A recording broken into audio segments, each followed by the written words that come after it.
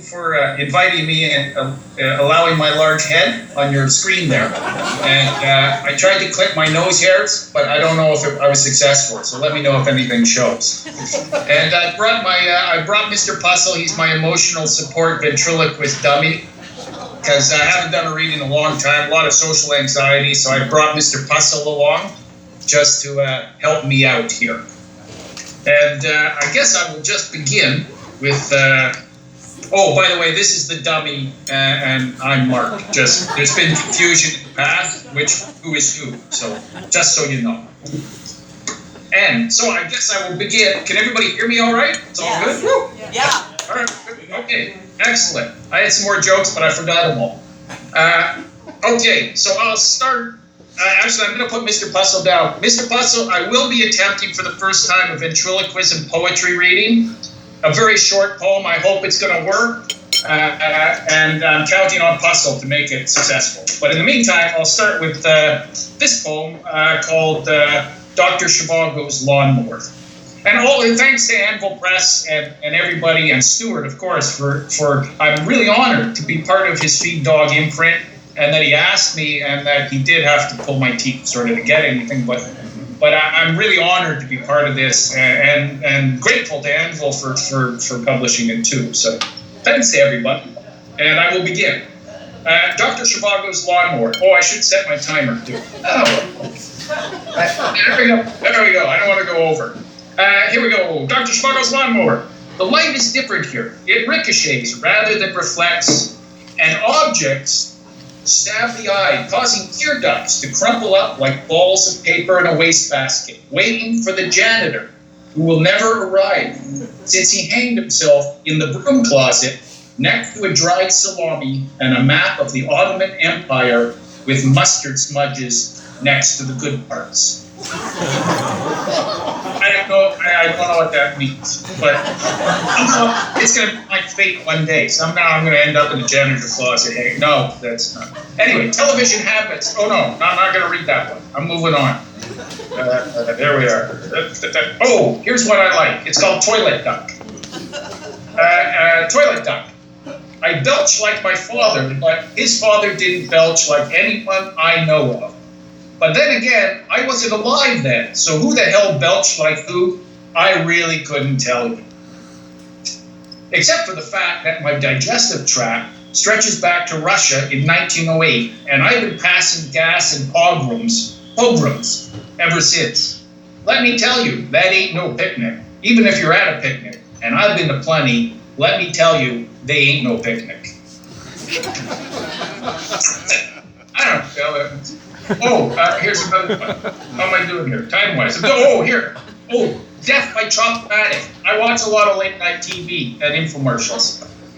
I like television. It offers a welcome relief from the hard-scrabble dreams where I work for a living. What? Basketball, parasitic skins, and Cornish game hens. It's a wonder anyone has any time for weaning the vigorous offspring of lumber barons from the teat of crappy loon calls throughout history. Let's move on here. How am I doing? Oh, I got 9 minutes. Okay, I'm going to read from this poem here, The Inflatable Life. It has nothing to do with sex dolls, just so you know. People have asked me, and it's nothing like that. It's about like the flamingo. If you line everything up just right, you can probably see the moon from your grave, or from the waves where the dead stop to blow up their inflatable toys. If you're not dead, well, that's a whole other story. Then you need to begin with a compass, a shovel, a cloud shaped like Franklin Delano Roosevelt's pince nez, balanced on the snout of a foraging armadillo, plus a tranquilizer gun to complete the job, and put to bed all those bedridden thoughts you have to turn over time to time, to avoid the trigger finger anticipation you court with the twitching mayhem of uneasy brickwork and colicky peacocks spreading their feathers like soft butter on glass. Is this just another crappy portage of imagery? Well, probably. Slogging it over broken pine cones and cracked slushy cups to finally arrive at a hidden lake where the trout leap like slot machines set free from the sweaty drips of pensioners, their sagging earlobes swelling with heart attack juice and resilient cartilage of their forefathers. who ground wheat into dust using only the denture and copies of Reader's Digest, stained with grasshopper blood? Or is this simply a chance encounter with your doppelganger at an outlet mall where you both reach for the same bath mat, the last one left in blue? And as your eyes meet, you finally sense you were not who you thought yourself to be, even when you were thinking about yourself as someone else who was thinking of themselves as you. This is a common complaint heard from those in the bath mat industry. Also the unwitting doppelgangers caught like deer in headlights of a purchasing rage, a day built of mirrors and money and mutton chops, cooling on the windowsill, not to mention the lineups of the makeshift confessional, where a mind-reading hubcap discovered in the back of a tool holds court over the muddled brows pressed to the shiny dented metal, reflecting the unpromised mileage you think you'll get if you just keep your foot off the brake. Wow. That was enough. Okay, another one. I'm going to do a quiz of that, because why not? The Mahjong head claw. A sinister warning carried on the wings of a hesitant budgie. Capitalist pig, it chirped. I should chirp that. Capitalist pig, it chirped. You said it. Well, I beat my face like exfoliated meat on the typewriter keys. What was it to be? A speechless couple ready to punch my ticket? A photo of Orson Welles in his underpants plucking a chicken? A lying on the side of a desert highway. All I know is that weighed my despair, it would be about a half a pound of flank steak. There's murder in the air, darkening my breakfast nook, where I eat Captain Crunch and stare down the budgie. You should have been a crow, I say between mouthfuls, and you should have been Hans Christian Andersen dying of mushroom poisoning, the budgie replied. The sky is a giant pinball machine. Nobody has any business being here, especially me, but then again, if I were a one-armed xylophone player from Baltimore, it would be a whole different story. Okay, here, Mr. Puzzle's going to help me here, because I'm going to attempt a ventriloquist reading. You ready, Puzzle? Okay, we'll do it anyway. So I've worked on this for a while, throwing my voice, and I think I'm getting pretty good at it. What do you think, Puzzle? Yeah, sure. Okay, Puzzle, ready? This one's called Taking Rotundas by Storm. Go, Puzzle. I saw a man with no ear was in a supermarket buying soup and beer and Lutabates. You don't say. That's right, but hungry. But I wasn't hungry, and I could see inside his head a place, like a tree fort where I once played as a kid. Really? Escaping the heat of a summer's day, I was heating up like a century, like a vat of bubbling cheese or a bunch of dirty magazines. Dirty magazines? You don't say. No, that's true. Beneath the skid's bark and a starling screeching for dumpster space. You read a pretty crappy book. Shit. Okay, that's all we're done. You know what? I think I got time for one more poem. And it's a new one. And it's called Cottage Country. And I only write one poem every 8 years. So it works. And it's Cottage Country. Because the summer's coming and the province is about to start burning again. So, everything's going to ignite, and so that's a good time to write a poem about cottage country. If you can make genocide funny, you can make anything funny. Thus spoke Zarathustra on holiday in the Kawarthas, just 2 cottages away from the mattress king of Mississauga, which is as difficult to spell as Mississippi, if a spelling bee.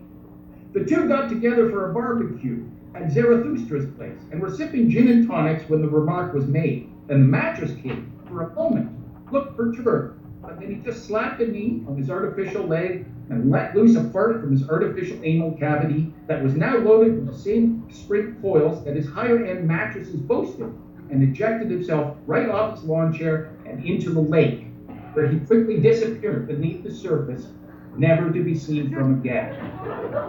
Some next day, towards November, when the sun is in its zenith above cottage country, you can hear the trout complaining about rusty bed springs stuck in the weeds, and the poor big man bolting around in the LJ, pissy-faced and parched lips pursed, awaiting a kiss from whatever bits of heaven might get watered down through the waves. Thank you. Thanks.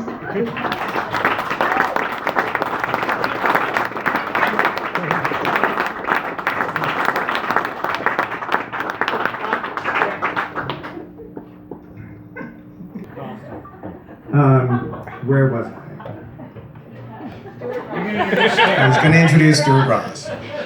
And it's a great pleasure for me to be able to introduce him tonight because many years ago, when I was a student at the University of Western Ontario, I discovered in the library, I had met Bill Bissett and saw some of the really early Blue Ointment books that he had published, which looked like they were kind of made out of garbage and stuff.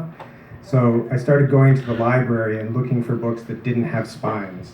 And one of the I found a whole bunch of imprints, and one of them was Proper Tales Press, which introduced me to Stuart Ross.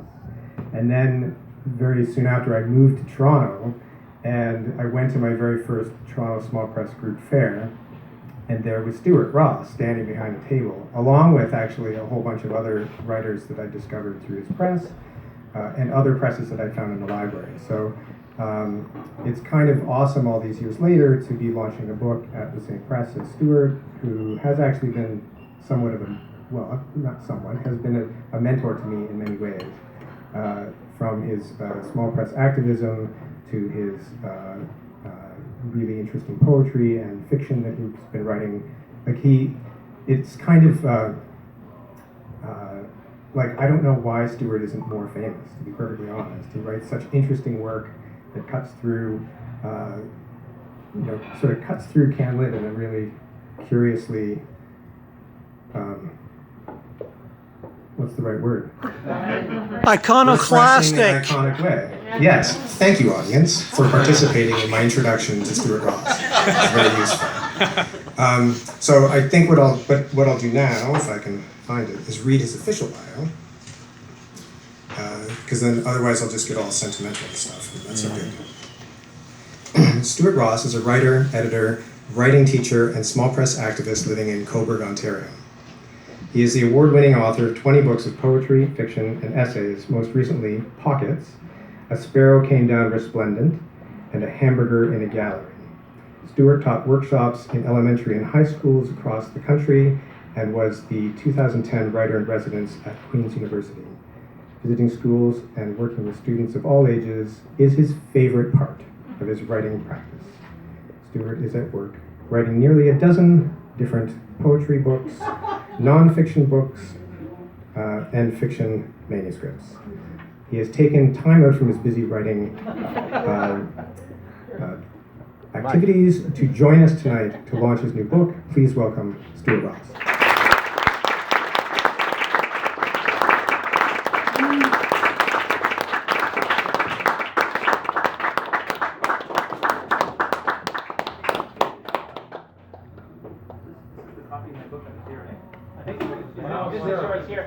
Oh, the one with bookmarks. I kept expecting you to walk by and pick it up. You have orange Post-its? Yeah, thank you. Okay. Thank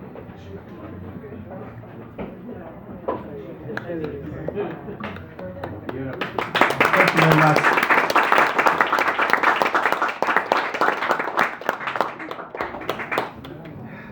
I need a table here, like Mark needs ventriloquist dummy. Thank you, Jay.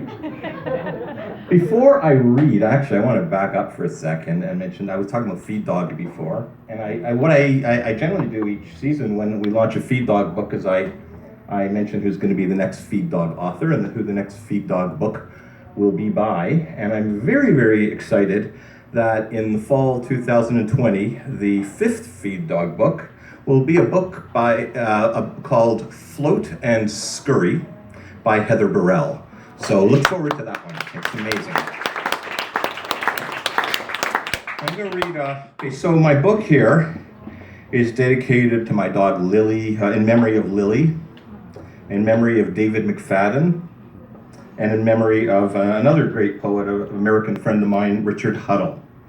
And this book, in so many ways, is an homage to writers, mentors of mine, and heroes, and so forth. And the first poem is cheerfully titled, The Moment of My Death.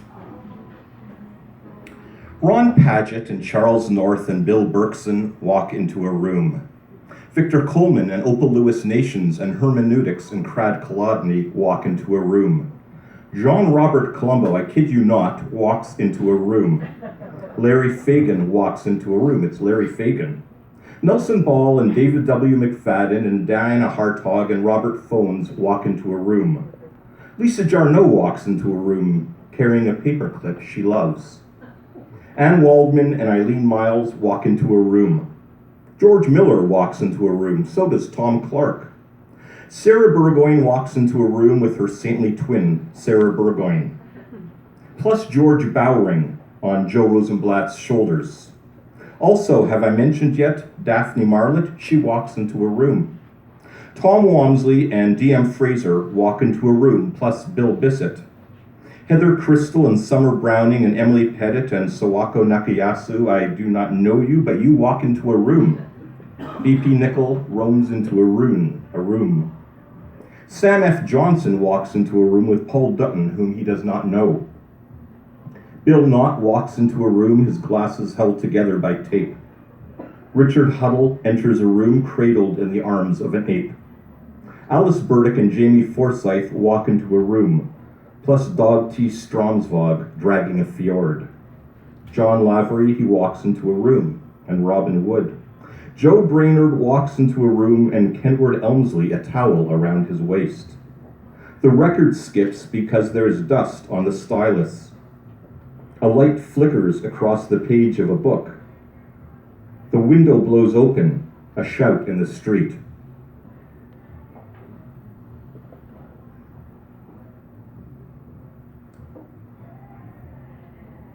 This is called You Three with Stones Upon Your Heads.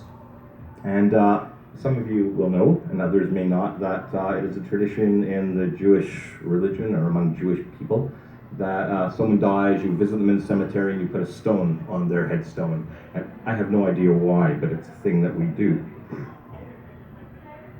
I've gathered you here, you three, sitting before me just barely with stones upon your heads, and your friends walk by, your nieces put more stones upon your heads. Do you remember me? Dad, has the earth done things to your brains so now you don't remember? Mom, the earth has had you for so much longer. And Owen, I'm 12 years older than you ever were. I want you to know I'll never forget you, but I can't go on writing poems about you. I've discovered they don't bring you back. They don't make me understand you better. They don't even win me prizes. I live in a small town now. If you came back, you'd never find me. I sit on this bluff overlooking the lake and count the birds against the sky. The waves are gray and foamy creatures that pounce for the rocks but just can't hold on. I sit here. I write. I think about you lying there. You picture me on a subway or stuck in gridlock, but I'm here in nature with my little dog Lily, and soon she and I will gather some stones to place upon your heads.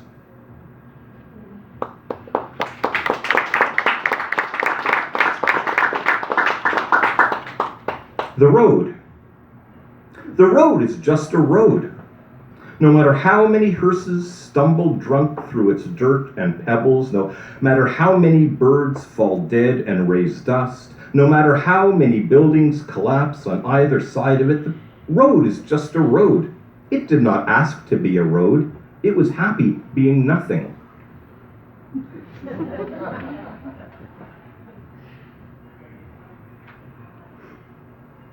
Educational portion of my reading. I often have educational portions of my readings. You're welcome. Important information for your dental health. I have never had a root canal, but my friend Mary just had one, and she is lying in bed all weekend because apparently they are very painful. I wrote and told her I have never had a root canal, and I hope I never have one, but now all I can think about is that it is inevitable someday I will have a root canal, even though my teeth are pretty good. My dentist, Rick Cameron, is always surprised when I skip 3 years of appointments and I still don't have any cavities, and none of my teeth have fallen out. I'm pretty lucky that way. My mother had really good teeth, and she always used to clean between them with corners of business cards. Her teeth were always so white, they clicked like mahjong tiles. The best way to avoid a root canal is to replace your head with a sparrow.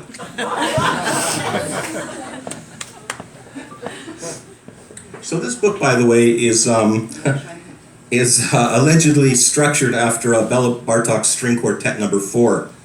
And that was because when they said, send some stuff out that the sales crew can tell the bookstores. And I said, oh, because if you just write a whole book, it's just a bunch of miscellaneous poems. No one gives a shit about books like that anymore. Those are the books I write. So I said, well, it's structured after Bela Bartok string quartet number 4, which happened to be playing at the time. And then I didn't realize that that information was going to start appearing on the internet. And it was on Goodreads and Amazon. Structured after Bela Bartok string quartet number 4. So I was just had finished the manuscript. And I thought, okay, well, let's see, I'll divide it into 5 sections. I'll name them after, what are they, names like Allegro Molto and things. I don't even know what they mean.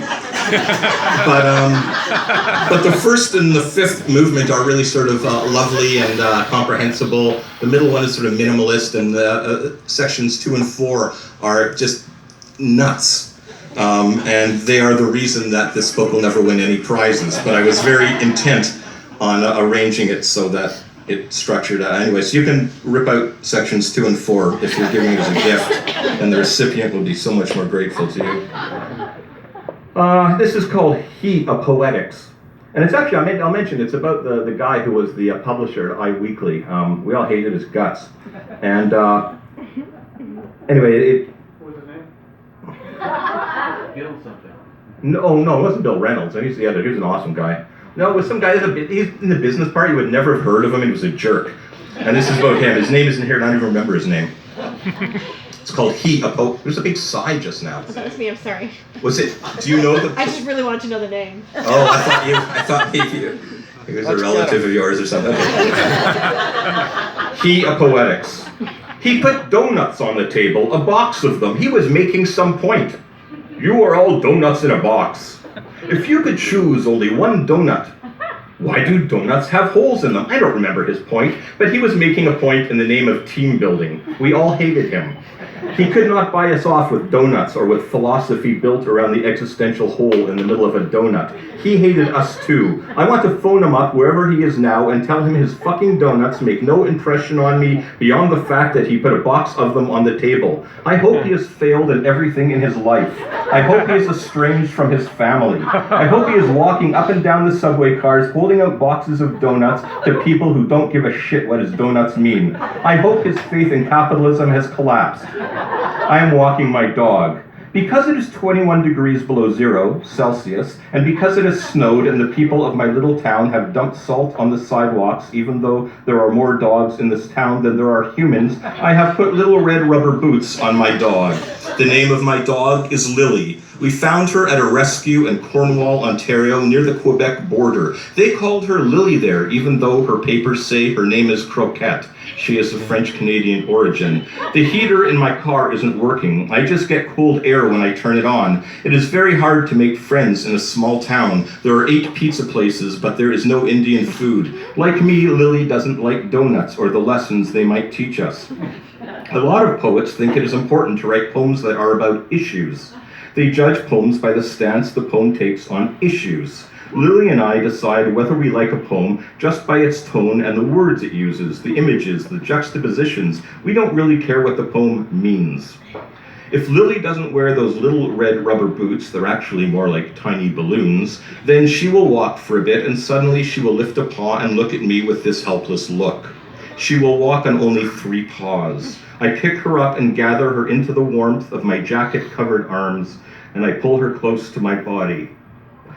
Things have really changed since I was a child. Back then, dogs roamed free. When they'd been out for a while, you'd open your door and you'd call them. Soon they would arrive on the porch. They would put down their little briefcases and fold their glasses into their glasses case. Back then, there was only one kind of donut. Oscar Williams edited all the poetry anthologies. You would watch the black and white TV from a motel room and see a man jump around on the moon. Every good poem, according to Lily, ends with the word moon.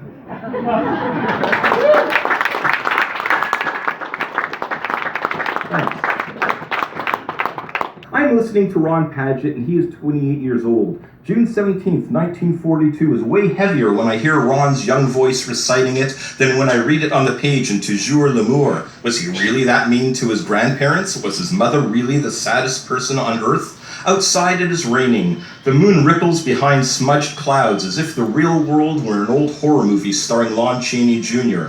The first time I saw the actual Ron Padgett was in the Art Institute of Chicago. He was walking along beside Anselm Hollow. How tall he was! Like a giraffe with two T's running off the end of his name, like the two F's in giraffe, which he said were like two giraffes running through the word giraffe. I saw Ron again 20 minutes later when we crossed paths again in another room in the gallery. I don't remember what the art was, but it was probably contemporary, maybe some Jim Dine, some Yoko Ono, because I don't like the old stuff much. And then one more time I passed Ron and his friend Anselm in yet another room, and I heard him speak. The warm voice coming from his bespectacled tallness reassured me that this was the world I had chosen. Poets weaving in and out of galleries 24 hours a day.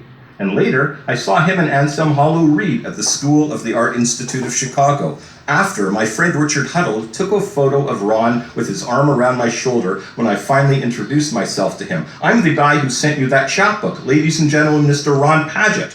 Which I didn't actually say, but look how it adds dramatic effect to this poem. An arm of Ron Padgett was around my shoulder. And now Ron is old, and I am close to old, though already old to the poets who have no interest in me, and Ron is doing something right now. Anything that Ron does is interesting, in my opinion, so he is doing something interesting now in New York City where he lives. Now when I'm writing this, and now when you're reading this. Maybe he is listening to his 28-year-old self read June 17th, 1942, the day he was born, but I doubt it. Maybe he is sitting in the Neptune diner eating a bowl of matzo ball soup and thinking about some untranslated poem by Guillaume Apollinaire. I am listening to the sound of car tires rolling up and down Division Street in Coburg, where I live, and you can tell the streets are slushy with snow and rain from how that sound sounds. I have never stopped to think about the word household. A household is comprised of all the members of the family who live in the house, plus the servants. I summon one of my servants. He tells me he has never stopped to think about the word summon. I bet someone wants me to go fetch a book by Ron Padgett, he says. I ask for Triangles in the Afternoon, which is located in my piano bench. Now here is the strange thing. I just researched triangles and discovered that the triangle falls into a class of musical instruments known as idiophones. Yesterday in Toronto, I bought the book Idiophone by Amy Fusselman. I didn't know what an idiophone was, but I bought it anyway because I really liked her books 8 and The Pharmacist's Mate. The first line of Amy Fusselman's book Idiophone is, "I can't sleep in this uncomfortable New York City cab." Once in New York City, I was with Ron Padgett and we saw his friend Richard Hell. Name dropping is the best way to end any poem.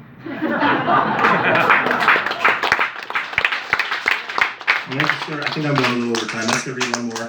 And Jay, you can go for like 3 hours or something and revenge. I want to thank again all of you for being here. I want to thank the people at Anvil. I want to thank Lori for putting up with me and my ridiculous, neurotic poetry making existence. And this poem is called Whatever You Desire. Look at the tree burst from the top of my skull, so recently mown as my friends disappear. Look at my car losing control and sliding off the road into the snowy ravine as my friends disappear. Look at the drunken sky pressing its ugly belly into the fragile mountains about to collapse as my friends disappear. Look at the fine zigzag cracks forming at my ankles and spreading toward my groin as my friends disappear. Look at Saul Bass's credits for Vertigo as my friends disappear. Look at the rabbits cowering in the closet of the motor vehicle registration office as outside the air becomes filled with balloons as my friends disappear. Look at the blood leaking from this plate of vegetables as my friends disappear. Look at my father phoning me once again from the dead. He forgot to mention that he buried all the Monopoly pieces in a Seagram's bag in the backyard on Panhill as my friends disappear. Look at my friends, the backs of their heads, their brains pushing out of their ears again, their legs moving like mechanical stilts, their words spilling from their mouths like blinking neon lights as my friends disappear.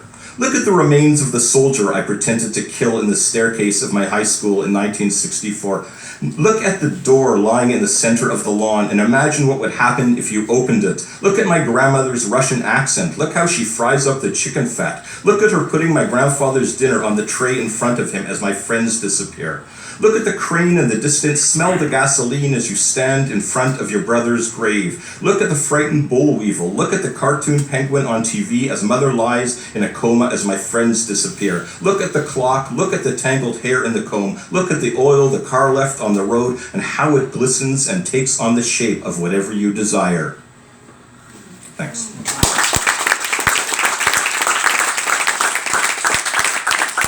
Of the book.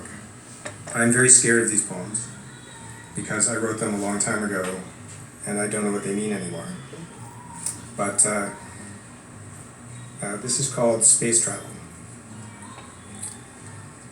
Last night, sitting on the bus next to Hazel, who was reading the last quarter of We So Seldom Look on Love, traveling back to Toronto from London, Ontario, I looked away from my own book, From Next Spring, and out the window to the north.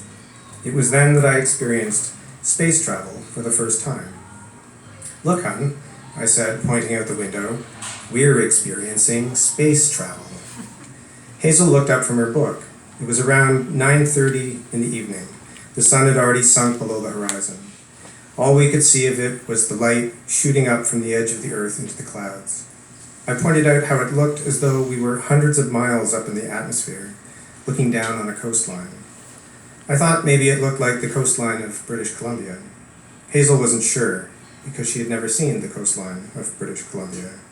There were islands floating in a golden sea, and there was even a city letting up the coastline, certain tiny points of light, each one undoubtedly the source of a deep and caring human intelligence. Pretty soon, neither of us could find any trace of it in the sky at all. It had been replaced indefinitely by another world, not unlike our own, but colored by the sadness of what always seems to be missing from our own lives. The land and the ocean and the people living in the happiness of those lights, worlds so dull and predictable, the only thing left for us to do is to make each other happy in this world, with the small, precious ways only we are capable of. Eventually, the world in the sky disappeared as the light outside faded, so we turned on the lights above our heads and back to our books, to each other traveling back to Toronto and our sad but human routines.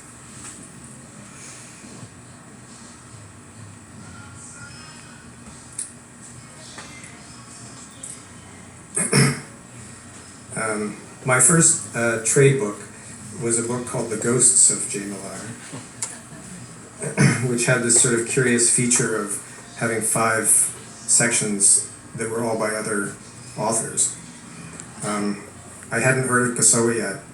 It was actually Tim Conley that pointed out that that book is very Pessoan, and I said, who's Pessoa? And then he taught me things, which was nice of him. But one of my favorite sections in that book is a section